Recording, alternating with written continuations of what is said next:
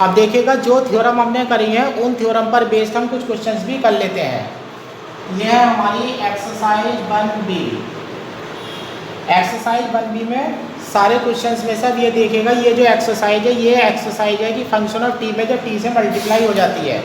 देखिएगा जो आपका फर्स्ट क्वेश्चन है, फर्स्ट क्वेश्चन में है लाप्लास ऑफ टी कॉस 80।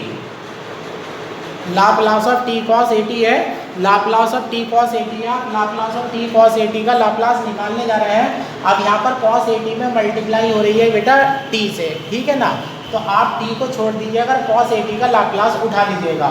अब यहाँ से अगर लाप्लास ऑफ कॉस 80 हम निकालते हैं तो अब हम लिखते हैं चूँकि लाप्लास ऑफ कॉस 80, जब हम कॉस 80 का लाप्लास का फार्मूला लिखते हैं तो ये हो जाता है p upon P square plus A square.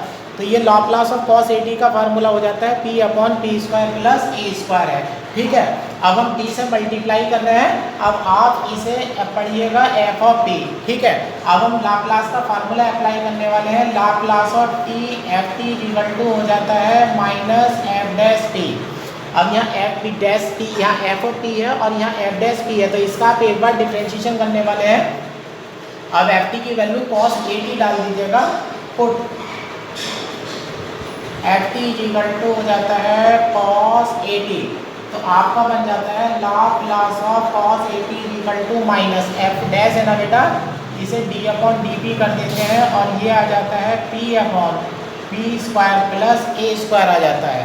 तो यहाँ पर हो जाता है माइनस का D upon D P, minus तो बाहर है आपका माइनस। अब आप इसमें डिवाइड रूल लगा दीजिएगा, P square plus A square का होल स्क्वायर हो जाता है। अब यहाँ P square plus A square as it is रह जाएगा, इनटू में हो जाएगा पी का डिफ्रेंशिएशन 1 हो जाएगा माइनस पी, डिनोमिनेटर का डिफ्रेंशिएशन करेंगे तो ये बनेगा 2p। तो ये बन जाता है आपका minus P square plus A square minus 2p square upon P square plus A square का होल स्क्वायर, ये आपकी वैल्यू बन जाती है।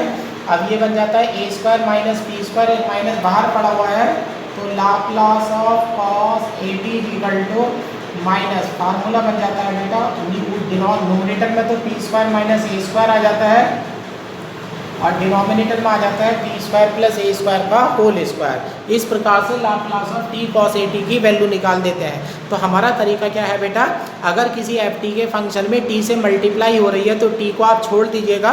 टी को छोड़ने के बाद जो फंक्शन बचेगा उसका लाप्लास ले लीजिएगा, ठीक है। अब इस थ्योरम को, इस फार्मूले को आप इस तरह से पढ़ना शुरू करिएगा। जब ये फार्मूला आप इस तरह से पढ़ेंगे तो ये और भी बिल्कुल सिंपल हो जाएगा। यानी कि आप Laplace of T to the power N F T पढ़ रहे हैं तो आप इसे पढ़ना शुरू करिएगा बेटा, minus 1 to the power N D N upon D T to the power N, और इधर पढ़ लीजिएगा लाप्लास ऑफ एफ टी। अब इस तरह से अगर फार्मूला पढ़ना शुरू करेंगे तो आपकी सारी दिक्कतें दूर हो जाएंगी। यानी कि एफ टी में T to the power N से जब हम मल्टीप्लाई कर रहे हैं तो इधर बेटा minus 1 to the power N हो जाता है और फंक्शन ऑफ टी के लाप्लास का एन बार डिफ्रेंशिएशन हो जाता है, ठीक है ना। अब ये जो है इसी तरह से पूरी एक्सरसाइज है।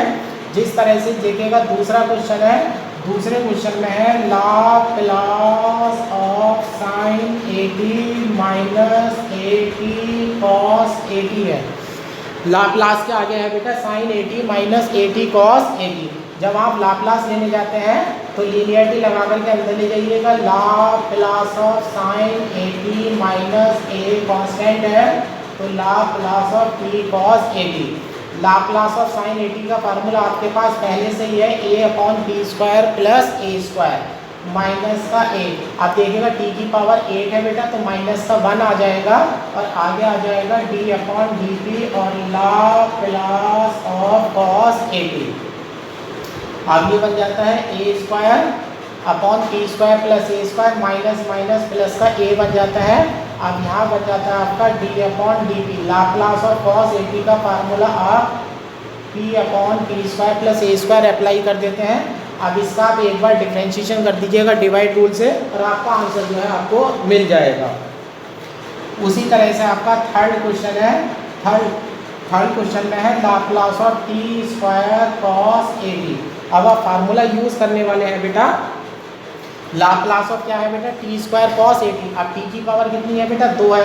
अब फार्मूला यूज़ करेंगे तो -1 का स्क्वायर हो जाएगा d2/dt स्क्वायर हो जाएगा और आगे बन जाएगा लाप्लास ऑफ cos at। जब भी फार्मूला लगाने जा रहे हैं तो हमेशा इस वाली लाइन को आप ध्यान से देख लीजिएगा। -1 का स्क्वायर तो +1 हो जाएगा, तो ये d2/dt स्क्वायर हो जाएगा। cos at का लाप्लास हो जाएगा p²/t² + a²। आप डिफ्रेंशिएशन कितनी बार करना है? p के रेस्पेक्ट में 2 बार डिफ्रेंशिएशन करना है, तो एक d/dt आप बाहर रखिएगा। अब इसमें डिवाइड रूल लगा दीजिएगा, p² + a², p का 1 हो जाता है -t × 2t/p² + a² का होल स्क्वायर। अब आपके पास वैल्यू बन जाती है d/dt, ऊपर बन जाता है बेटा a² - p² + a² का होल स्क्वायर। अब इसमें एक बार बेटा डिफ्रेंशिएशन और कर दीजिएगा और आपका आंसर जो है वो तैयार हो जाता है।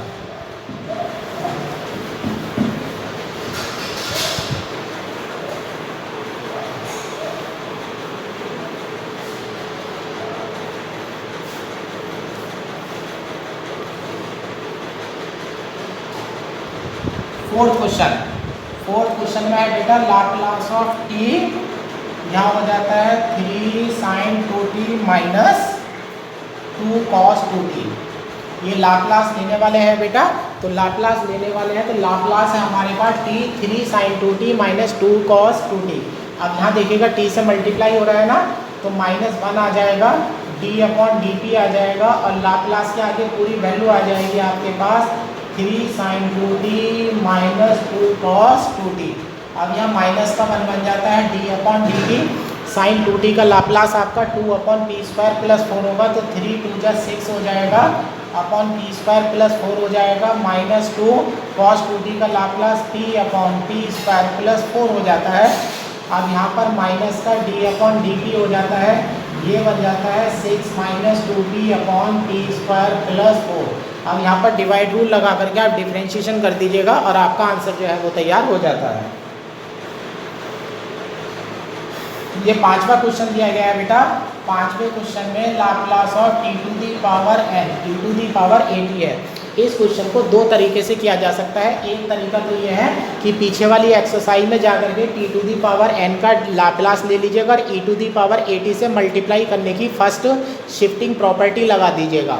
अब दूसरा तरीका ये है आपके पास, अगर इस वाली एक्सरसाइज से आप करना चाहते हैं तो t⁴n है, तो -1n हो जाएगा, dn/dp⁴n हो जाएगा, n बार डिफ्रेंशिएशन हो जाएगा और यहाँ हो जाएगा लाप्लास ऑफ e⁴at।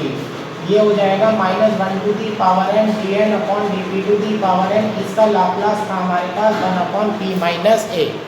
इसका लाप्लास हो जाता है, तो ये हो जाता है बेटा -1n। अब यहाँ पर मैं एक बार डिफरेंशिएट करता हूँ, dn-1/dpn-1। एक बार इसका डिफरेंशिएशन कर रहे हैं तो -1/p - a का होल स्क्वायर हो जाता है।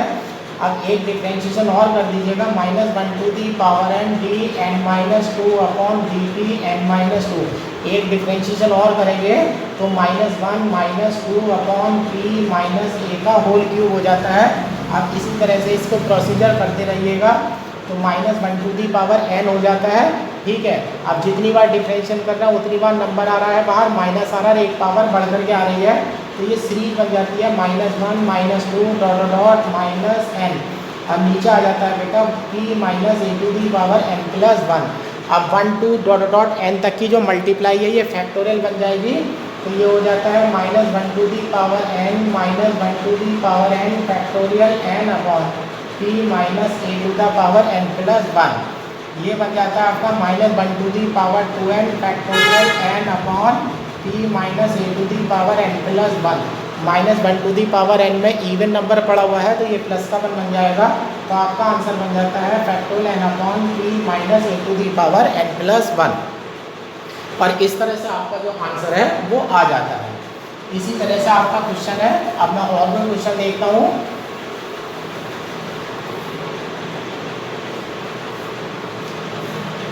अब ये है 6 का सी क्वेश्चन देखिएगा। 6 क्वेश्चन का सी पार्ट लाप्लास है। लाप्लास के आगे है बेटा t² - 3t + 2 और बाहर पड़ा हुआ है sin 3t पड़ा हुआ है। देखिएगा ये लाप्लास लेना है इसका। अब लाप्लास लेने के लिए इसको अलग अलग तोड़ दीजिएगा। ये हो जाता है Laplace of T square sine 3t minus 3 Laplace of T sine 3t plus 2 Laplace of sine 3t। ठीक है, अब यहाँ t की पावर 2 है, -1 का स्क्वायर हो जाएगा, d2/dt स्क्वायर हो जाएगा, लाप्लास ऑफ साइन 3t हो जाएगा माइनस का 3, यहाँ t की एक पावर है, माइनस का 1 हो जाएगा, d/dt हो जाएगा, लाप्लास ऑफ साइन 3t हो जाएगा प्लस 2 यहाँ हो जाएगा लाप्लास ऑफ साइन 3t। -1 का स्क्वायर प्लस का 1 हो गया। अब यहाँ पर देखिएगा 2 बार डिफरेंशिएशन है, d2/dt स्क्वायर, इसका फार्मूला हो जाएगा 3/t square plus 9, minus minus या प्लस हो जाते हैं, 3 हो जाता है, यहाँ d/dt है लाप्लास ऑफ साइन 3t, तो ये हो जाता है 3/t स्क्वायर प्लस 9 और प्लस यहाँ ये हो जाता है 2 3 6/t स्क्वायर प्लस 9। अब यहाँ पर आप एक बार डिफरेंशिएशन कर दीजिएगा और यहाँ पर p के रेस्पेक्ट में आप 2 बार डिफरेंशिएशन कर दीजिएगा और आपका आंसर तैयार हो जाता है। ठीक है, एक्सरसाइज 1b जो है वो कंप्लीट हो जाती है।